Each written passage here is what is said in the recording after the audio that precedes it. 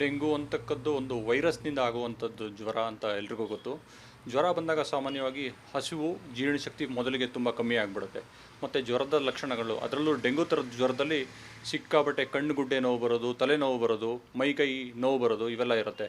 So ಆದ್ದರಿಂದ ಯಾವುದೇ ಥರದ್ದು ಜ್ವರ ಈ ಸೀಸನ್ನಲ್ಲಿ ಏನು ಡೆಂಗು ಇನ್ಸಿಡೆನ್ಸ್ ಜಾಸ್ತಿ ಆಗ್ತಾ ಇದೆ ಬಂದಾಗ 3-4 ದಿವಸದೊಳಗಡೆ ಸಮರ್ಪಕವಾಗಿ ಚಿಕಿತ್ಸೆ ಮಾಡ್ಕೋಬೇಕು. ಮೊದಲಿಗೆ ಮನೆಯ ಸುತ್ತಮುತ್ತಲು ಏನು ಸೊಳ್ಳೆಗಳು, ಮುಖ್ಯವಾಗಿ ಡೆಂಗು ಸೊಳ್ಳೆಯ ಬೈಟ್ನಿಂದನೇ ಬರೋದು. ಅದರಲ್ಲೂ ಈ ಡೆಂಗು ವೈರಸ್ ಇನ್ಫೆಕ್ಟ್ ಆಗಿರುವಂತಹ ಸೊಳ್ಳೆ ಬೈಟ್ನಿಂದನೇ ಬರೋದು. ಮತ್ತು ಒಬ್ಬರಿಂದ ಒಬ್ಬರಿಗೆ ಬರೋದಿಲ್ಲ ಇದು.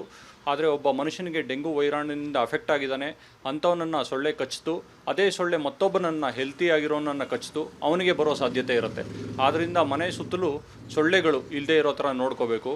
ಮತ್ತು ಇಮ್ಯುನಿಟಿ, ಆಯುರ್ವೇದದಲ್ಲಿ ಈ ರೋಗ ತಡೆಯೋ ಶಕ್ತಿಯನ್ನು ಜಾಸ್ತಿ ಮಾಡೋ ಕ್ರಮಗಳಿಗೆ ಹೆಚ್ಚಿಗೆ ಹೇಳ್ತೀವಿ. ಅದರಲ್ಲೂ ಈ ಥರದ್ದು ವೈರಾಣುವಿನದಿಂದ ಬಂದಿರುವಂಥ ಡೆಂಗು ಜ್ವರದಲ್ಲಿ ಈ ತುಳಸಿ, ಶುಂಠಿ, ಮೆಣಸು, ಜೀರಿಗೆ, ಲವಂಗ, ಈ ರೀತಿಯ ಪದಾರ್ಥಗಳನ್ನು ನೀರಿನಲ್ಲಿ ಕುದಿಸ್ಬಿಟ್ಟು ಅದನ್ನು ಒಂದು ಡಿಕಾಕ್ಷನ್ ಥರ, ಕನ್ಕಾಕ್ಷನ್ ಥರ ಮಾಡಿಕೊಂಡು ಬೆಳಗ್ಗೆಯಿಂದ ಸಾಯಂಕಾಲದವರೆಗೂ ಕಡಿಮೆ ಪ್ರಮಾಣದಲ್ಲಿ ಒಂದು 30 ರಿಂದ 60 ml ಸಿಪ್ ಮಾಡ್ತಾ ಇತ್ತು ಅಂದರೆ ಇಮ್ಯುನಿಟಿ ಇಂಪ್ರೂವ್ ಆಗುತ್ತೆ, ರೋಗ ತಡೆಯೋ ಶಕ್ತಿ ಜಾಸ್ತಿ ಆಗುತ್ತೆ.